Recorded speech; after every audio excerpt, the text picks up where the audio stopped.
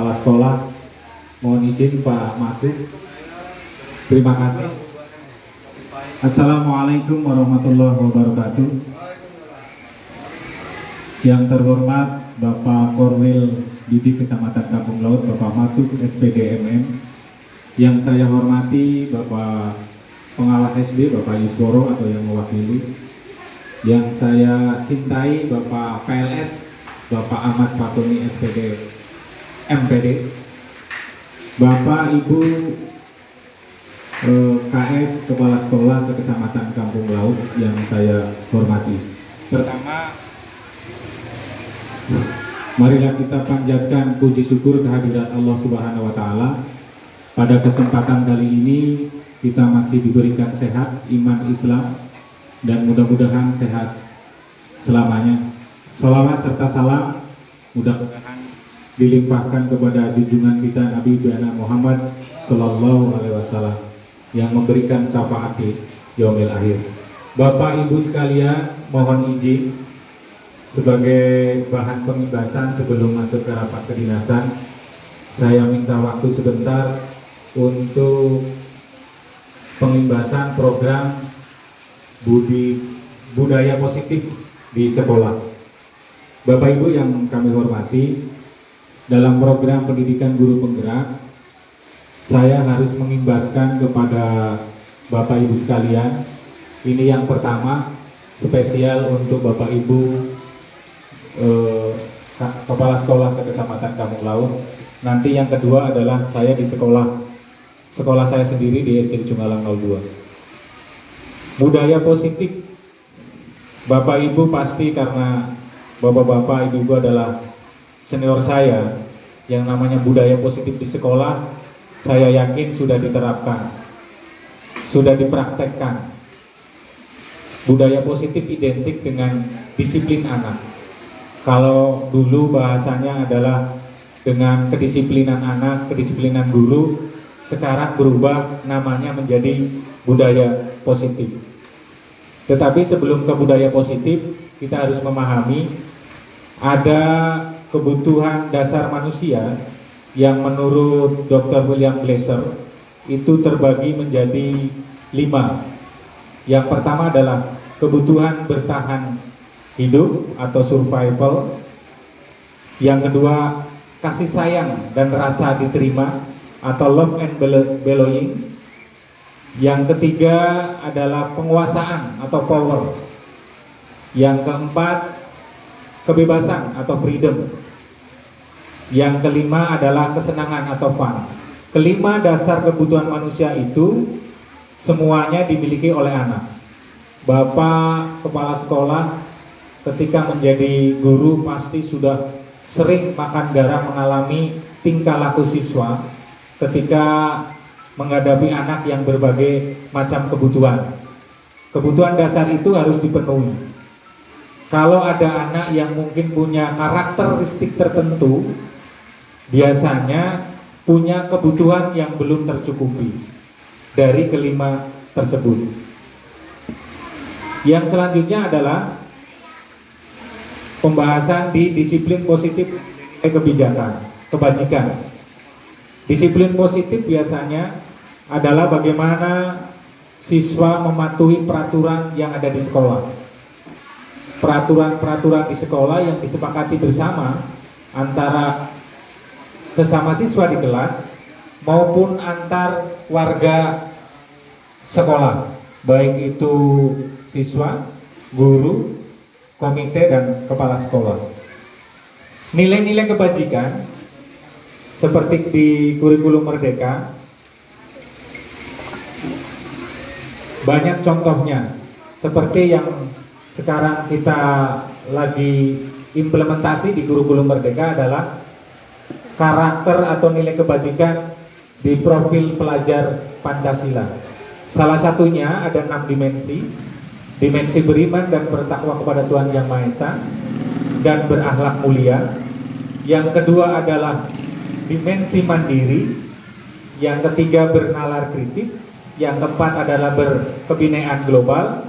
Yang kelima bergotong royong. Dan yang keenam kreatif.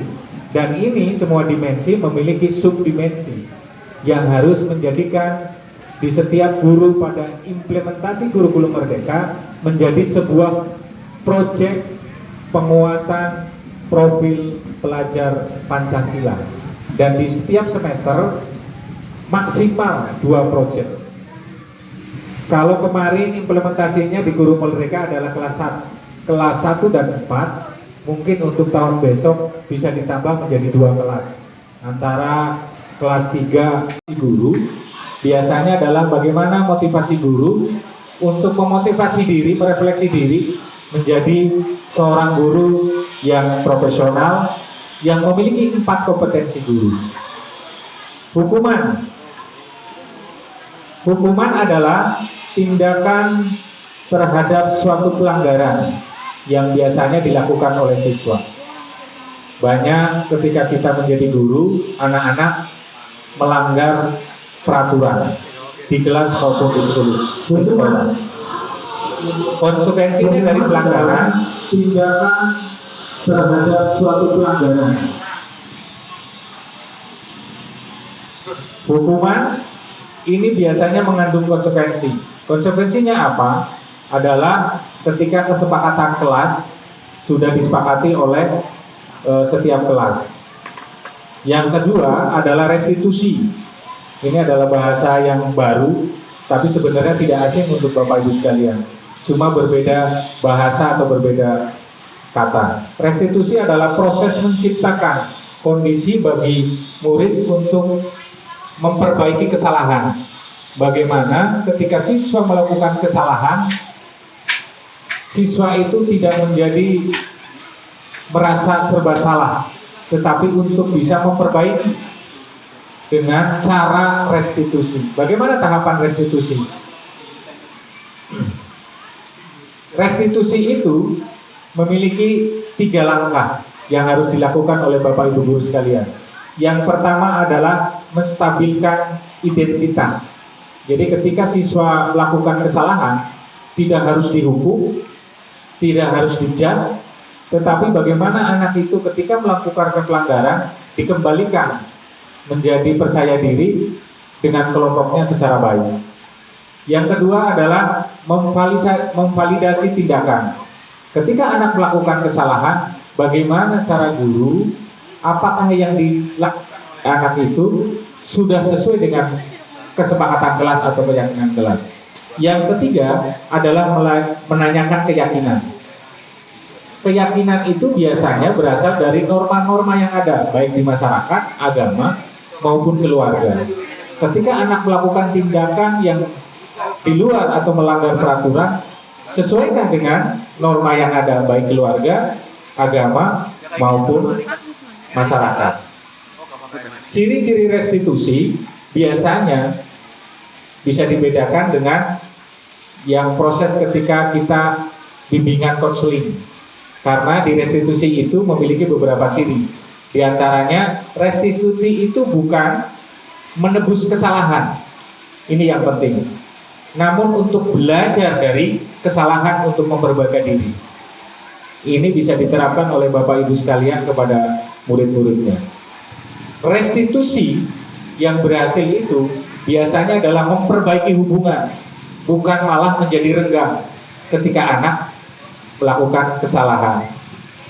Yang ketiga, restitusi adalah tawaran, bukan paksakan. Jadi ketika anak melakukan kesalahan, bukan dipaksa untuk memperbaiki diri, tetapi bagaimana anak berpikir untuk memperbaiki diri sehingga kesalahannya tidak diulangi lagi. Yang keempat, restitusi mencari kebutuhan dasar manusia. Apa kebutuhan dasar si anak ketika melakukan pelanggaran? Bapak Ibu sekalian pasti mengalami ketika di kelas itu biasanya ada anak aja, ketika yang lain bawa makanan, ada anak yang usil, biasanya merebut makanan lain. Sikap kita sebagai guru menurut restitusi bukan kita menyalahkan anak, tetapi observasi anak, kenapa anak bisa melakukan itu. Itu adalah ciri restitusi. Biasanya anak ketika melakukan itu bukan dasar mungkin maaf orang tuanya tidak mampu, tetapi karena mungkin kebutuhan dasarnya pada saat hari itu tidak terlaksana.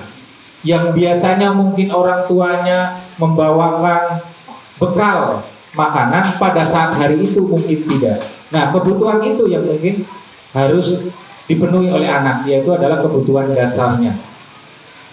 Yang selanjutnya, ciri restitusi adalah cara yang paling terbaik. Jadi dibedakan dengan BK. Kalau BK hanya bimbingan konseling pada saat itu, tetapi restitusi lebih pada berkelanjutan untuk memperbaiki kesalahannya. Itu adalah ciri-ciri dari restitusi. Yang keempat adalah keyakinan kelas. Keyakinan kelas biasanya Bapak Ibu sudah sering lah, karena Bapak Ibu adalah senior-senior saya, cuma bahasanya aja. Keyakinan kelas itu hampir mirip dan sama dengan kesepakatan kelas, peraturan kelas. Cuma dari segi redaksi, kalau keyakinan kelas itu lebih kepada redaksi, bahasanya positif. Kalau ke peraturan kelas, biasanya lebih pada negatif atau menjustis. Sekarang di implementasi kurikulum Merdeka, keyakinan kelas itu memakai bahasa-bahasa yang mengajak. Seperti saya pernah melihat di sekolahnya Bu Sujina, ada semacam poster-poster. Itu adalah keyakinan kelas. Keyakinan bahwa biarlah ibu bapak saya antar di sini saja. Itu juga keyakinan kelas, masuk dalam keyakinan sekolah. Atau mungkin ada peraturan jangan berlari di kelas, jangan berlari di koridor sekolah. Itu ada peraturan kelas. Di kurikulum Merdeka Belajar bahasanya diganti. Ketika di kelas harus berjalan dengan tertib. Ketika di koridor sekolah harus melakukan, dalam arti takut berjalan dengan sopan. Bedanya di situ saja. Dan nanti bisa disosialisasikan kepada guru Bapak Ibu sekalian masing-masing. Yang selanjutnya adalah bahwa keyakinan kita kelas itu ketika diterapkan baik di kelas maupun di sekolah itu akan membudaya. Dan saya yakin ini juga saya harus mengekspos dari senior. Mungkin juga ada tes wawancara dengan para senior bagaimana penerapan disiplin di setiap sekolahnya masing-masing. Karena ketika keyakinan kelas itu diterapkan dengan baik akan menjadi budaya positif di sekolah.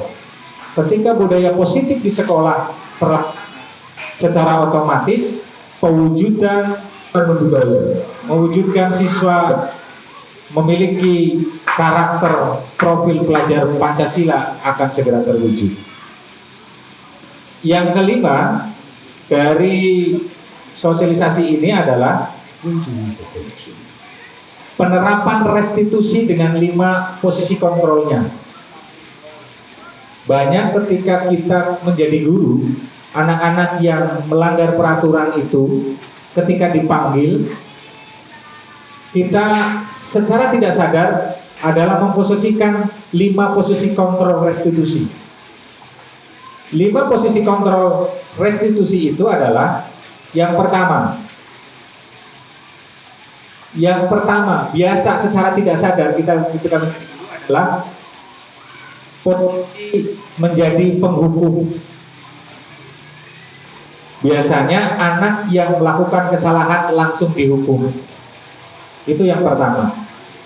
Biasanya ciri-cirinya guru yang melakukan posisi kontrol sebagai penghukum selalu mengatakan patuhi aturan saya atau awas kamu. Itu adalah penghukum, posisi kontrol penghukum. Atau yang bahasa yang lain ada guru yang mengatakan kamu selalu saja salah. Itu adalah ciri-ciri guru dengan posisi kontrol penghukum. Yang kedua adalah posisi pembuat merasa bersalah. Ketika anak melakukan salah, biasanya terus dengan kata langsung disalahkan, langsung dijustis, terus dikatakan merasa bersalah. Guru yang sering memposisikan sebagai pembuat merasa bersalah biasanya mengatakan dengan kata-kata Bapak sangat kecewa sekali dengan kamu. Ketika guru mengatakan itu, secara tidak sadar bahwa guru melakukan posisi kontrol membuat merasa bersalah kepada anak. Atau mungkin dengan bahasa lain, berapa kali Bapak harus memberitahu kamu? Itu adalah posisi ketika melakukan restitusi pada posisi kontrol membuat merasa bersalah anak. Gak boleh sementara. Menurut implementasi kurikulum Merdeka. Yang ketiga adalah biasanya ini nih. Biasanya guru yang termotivasi untuk memberikan pembelajaran di kelas adalah posisi kontrol menjadi teman. Jadi Bapak Ibu sekalian, ketika menjadi guru, saya yakin karena sudah senior, ketika yang menghadapi anak-anak yang bandel, karena berbagai usaha sudah dilakukan, akhirnya membuat sikap memposisikan sebagai teman. Tetapi kadang ketika Pak Slamet misalnya memposisikan sebagai teman, ada malah tidak dihargai. Iya. Dan itu memang dilematis. Secara tidak sadar ketika kita melakukan memposisikan kepada siswa yang melanggar keyakinan kelas memposisikan sebagai teman, biasanya menggunakan kata-kata kayak gini. Ayo bantulah Bapak, demi Bapak. Atau mungkin dengan menggunakan, ayo ingat, tidak bantuan Bapak selama ini. Atau mungkin dengan bantuan, ya sudah, sekali ini saja, besok jangan diulangi. Itu biasanya dengan nada-nada, karena guru dengan siswa adalah friendship, soulmate. Yang keempat adalah, ini yang mungkin dikatakan oleh Dr. William Glasser yang lebih baik, adalah sebagai pemantau. Bagaimana kita sebagai guru atau kepala sekolah mengawasi tindakan anak ketika pada saat itu melanggar keyakinan kelas. Biasanya menggunakan kata-kata yang kayak gini kepada anak. Apa yang telah kamu lakukan? Atau mungkin dengan kata yang lain, konsekuensi apa, sanksi apa yang akan kamu terima ketika kamu masih melanggar keyakinan kelas. Yang terakhir adalah sebagai manajer. Ini adalah top posisi kontrol yang lebih baik ketika kita memposisikan sebagai guru atau kepala sekolah ketika ada anak melanggar kesepakatan kelas atau keyakinan kelas. Manajer adalah posisi berbuat sesuatu bersama dengan murid, bersama-sama melakukan perubahan untuk menjadi lebih baik. Cirinya biasanya guru itu akan mengatakan apa yang kamu yakini selama ini di sekolah maupun di kelas, sehingga kamu tidak akan lagi berbuat kesalahan lagi. Atau mungkin dengan kata-kata, jika kamu meyakininya, apakah kamu bersedia memperbaiki? Itu adalah manajer. Jadi rekomendasi saya untuk posisi kontrol itu ada dua, pemantau dan manajer. Dan biasanya itu berhasil ketika anak-anak melakukan restitusi. Demikian Bapak Ibu sekalian, pengimbasan saya tentang budaya positif di sekolah kepada komunitas praktisi kepala sekolah se-Kecamatan Kampung Laut. Terima kasih atas perhatiannya. Mohon maaf atas segala kekurangannya. Wabillahi taufiq wal hidayah. Assalamualaikum warahmatullahi wabarakatuh. Warahmatullahi wabarakatuh. Saya Suar SPD, Kepala SD Negeri Panik 02 dan Ketua K3S Korwil BD Kecamatan Kampung Laut. Saya mengapresiasikan dan mendukung kegiatan pengimbasan budaya positif di sekolah yang dilakukan rekan saya, Saudara Subarno, yang merupakan calon guru penggerak Angkatan 7 Kabupaten Cilacap. Semoga kegiatan ini kami dapat menerapkan budaya positif di masing-masing sekolah. agar siswa memiliki budi pekerti dan nilai-nilai kebajikan yang universal.